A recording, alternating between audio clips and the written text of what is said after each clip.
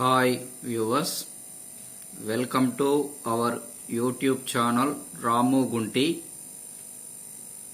గత వీడియోలో ఆడిటింగ్ ఉపోద్ఘాతం, auditing introduction, first prehistory మరియు డెఫినేషన్స్ని అందించడం జరిగింది. 7 రచయితలు చెప్పినటువంటి అంశాలను మీకు పేర్కొంటూ సులభంగా అర్థమయ్యే విధంగా చెప్పడం జరిగింది. మరి ఇప్పుడు ఈ ఆడిటింగ్ ఉపోద్ఘాతంలో భారతదేశంలో ఆడిటింగ్, సో యాక్చువల్గా ఈ ఆడిటింగ్ అనేది ప్రపంచంలో ఎక్కడైనా ఉంటుందండి. ఏ దేశంలోనైనా ఆడిటింగ్ అనేది కంపల్సరీ ఉంటుంది. ఎందుకంటే ఆడిటింగ్ అంటేనే తనిఖీ చేయడము అని మనకు అర్థమైపోయింది గత వీడియో ద్వారా. కాబట్టి ప్రతి దేశంలో కూడా వ్యాపారాలు అనేవి ఖచ్చితంగా ఉంటాయి. కాబట్టి వాటిని తనిఖీ చేయవలసిన బాధ్యత ప్రభుత్వాలకు, కంపెనీలకు ఉంటుంది. కాబట్టి మరి ఆడిటింగ్ తప్పనిసరి. మరి ఆ విధంగా భారతదేశంలో కూడా ఆడిటింగ్ ప్రవేశించడం జరిగింది. అయితే మనము గత వీడియోలో చెప్పుకోవడం జరిగింది, కంపెనీల చట్టం 1913 చేయడం జరిగింది అని చెప్పేసి. 1913 ఎప్పుడైతే చేశారో ఆ తర్వాత, అంటే దీని తర్వాత బాగా ప్రాచుర్యంలోకి వచ్చిందండి భారతదేశంలో ఈ ఆడిటింగ్ అనేది. అంతకు పూర్వం పెద్దగా మనకి పరిచయం లేదు. కానీ 1913 తర్వాత మాత్రం బాగా ప్రాచుర్యంలోకి రావడం జరిగింది. ఇందుకోసం ప్రభుత్వం ఏం చేసింది అంటే, సిఏ చదివిన వారు అనే అంశాన్ని తీసుకురావడం జరిగింది. Chartered accountant.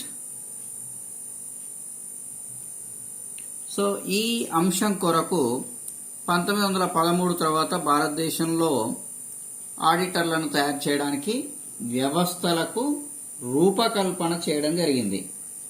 అయితే దీనికోసం ఒక కోర్సుని ప్రవేశపెట్టారండి మొదట్లో. మరి ఆ కోర్సు ఏంటండి అంటే government diploma in accountancy. Course ఏంటండి? Government diploma in accountancy.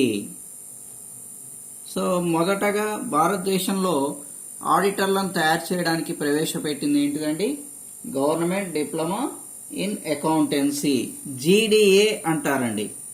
So మొదటగా ప్రవేశపెట్టినటువంటి, భారతదేశంలో మొదటగా ప్రవేశపెట్టబడినటువంటి కోర్సు జీడీఏ. ఈ జీడీఏ ద్వారా మరి ఆడిటర్ సర్టిఫికేట్ రూల్స్ తయారు చేయడం జరిగింది. ఆడిటర్ సర్టిఫికేట్ రూల్స్ అంటే ఇక వాళ్ళకి ఏం నేర్పియాలి, వాళ్ళు ఏం పనులు చేయాలి అన్నీ కూడా ఈ జీడీఏలో తీసుకురావడం జరిగింది. అయితే ఈ దాని ప్రకారం ఎవరైతే జీడీఏ పూర్తి చేస్తారో వారికి మరి auditor registered accountancy, RA, auditor registered accountancy అని ఒక సంస్థను నెలకొల్పడం జరిగింది. ఆర్ఏ అంటారండి దీన్ని. ఆర్ఏ, ఆడిటర్ రిజిస్టర్డ్ అకౌంటెన్సీ, ఒక సంస్థను నెలకొల్పి దీని ద్వారా మరి సర్టిఫికేట్ని కూడా అందిస్తూ అన్ని అంశాలని ఇందులో పొందుపరచడం జరిగింది. అయితే మరి ఇది 1913 తర్వాత జరిగినటువంటి విషయాలు. మరి ఇక 1949లో మరి ఇక్కడ కనుక తీసుకున్నట్లయితే 1949లో బ్యాంకింగ్ చట్టాలు చేయడం జరిగింది భారతదేశంలో. రిజర్వ్ బ్యాంక్ కూడా 1949. సో అప్పుడు ఇంకాస్త విప్లవం విప్లవాత్మక మార్పులు ఈ ఆడిటింగ్కి రావడం జరిగింది. ఇందుకోసం చార్టర్డ్ అకౌంటెంట్స్ను ప్రవేశపెట్టడం జరిగింది. 1949లో చార్టర్డ్ అకౌంట్స్ అనేదాన్ని ప్రవేశపెట్టడం జరిగింది. సో ఇక ఇప్పటి నుండి కనుక తీసుకున్నట్లయితే ఈ చార్టర్డ్ అకౌంట్స్ అనే దాని ప్రకారం ఐసిఏ నెలకొల్పారు. ఐసిఏ అంటే Indian chartered accountants. ICA means ఏంటండి? Indian chartered accountants. సో దీన్ని తీసుకురావడం జరిగింది. ఇండియన్ చార్టర్డ్ అకౌంటెంట్స్ అనేదాన్ని తీసుకురావడం జరిగింది. ఇందుకోసం మరి పార్లమెంటులో బిల్లును కూడా పెట్టారండి. ఎప్పుడు అంటే ఇది చాలా ఇంపార్టెంట్ అండి, పోటీ పరీక్షలకు కానీ, థియరీకి కానీ, అకాడమిక్ కానీ. July 1, 1949 on July 1, 1949 introduced a bill in Indian Parliament for the purpose of Indian Chartered Accountants. ఇంకా దీని ద్వారా ఇక ఇంకాస్త విప్లవాత్మక మార్పులు చాలా బాగా రావడం జరిగింది. మరి ఇందుకోసం ఈ కంపెనీల చట్టం 1913 చేశారని చెప్పుకున్నాం కదా. సో ఈ మార్పు ఎప్పుడైతే వచ్చిందో ఇక చాలా రకాలైనటువంటి మార్పులు తీసుకురావాలి కంపెనీల చట్టంలో. మరి 1913లో పేర్కొన్నటువంటివి చాలా స్వల్పంగా ఉన్నవి, అస్పష్టంగా ఉన్నవి అనే ఉద్దేశంతో కంపెనీల చట్టం 1956ని పునర్నిర్మించడం జరిగింది. కంపెనీల చట్టం 1956.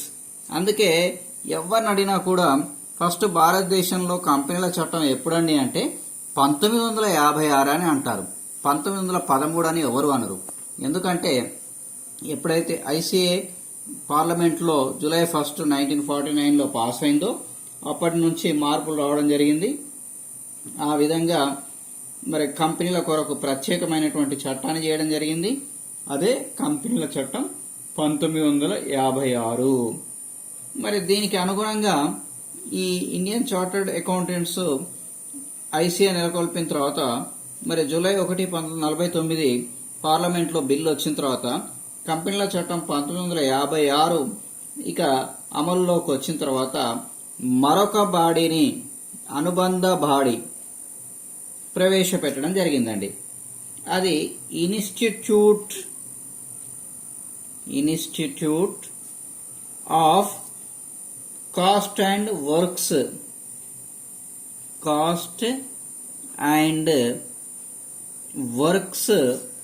Accountants of India.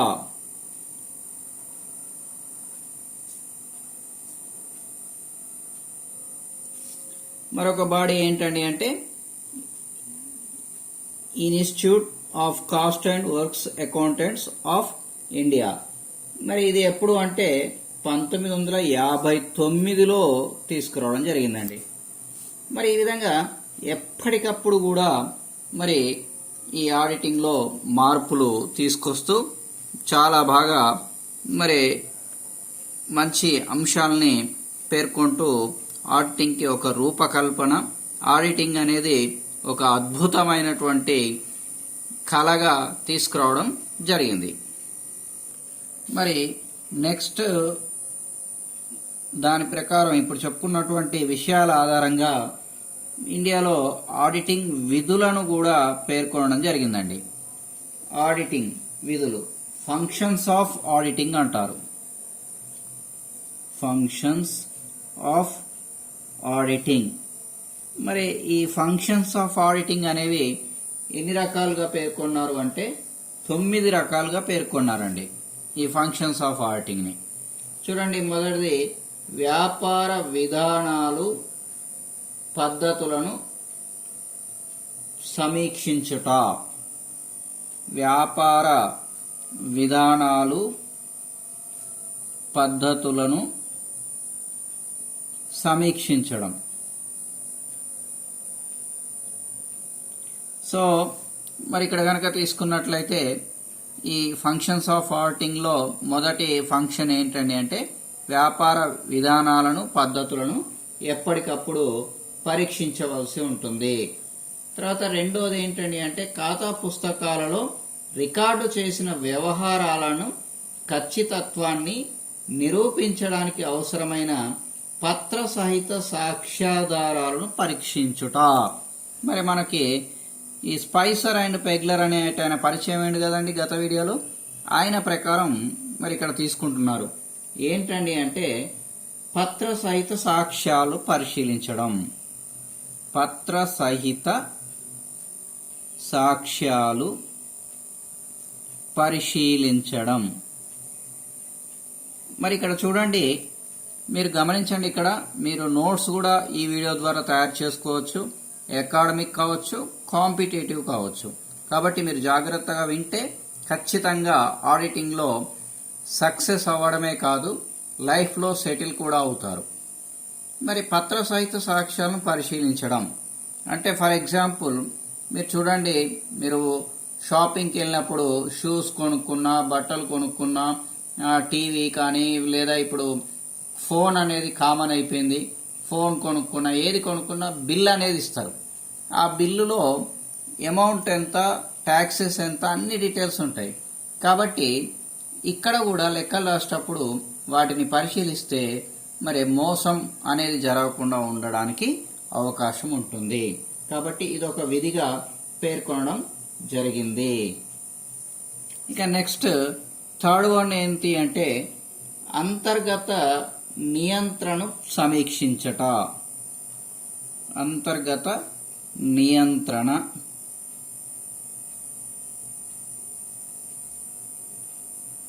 సమీక్షించుట.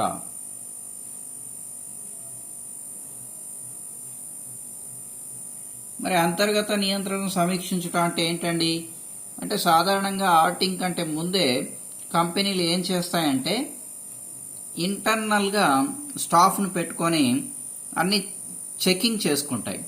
మరి దాన్ని అంతర్గత నియంత్రణ అంటారు.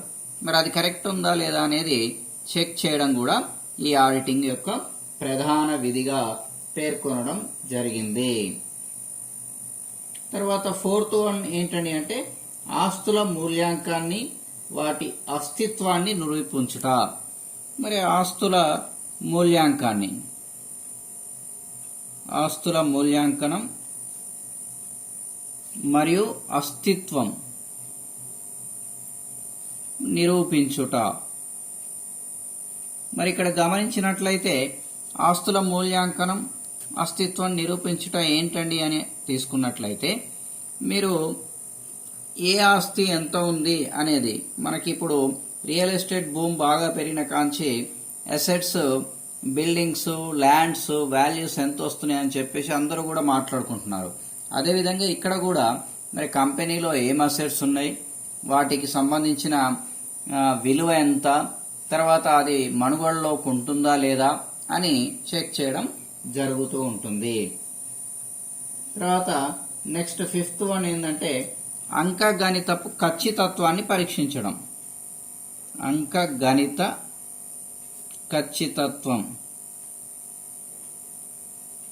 పరీక్షించుట. అంకగణితపు ఖచ్చితత్వం అంటే ఏంటండి అకౌంటెన్సీ. మరి అకౌంటెన్సీ అనేది కరెక్ట్గా ఉందా లేదా అని చెక్ చేయడం.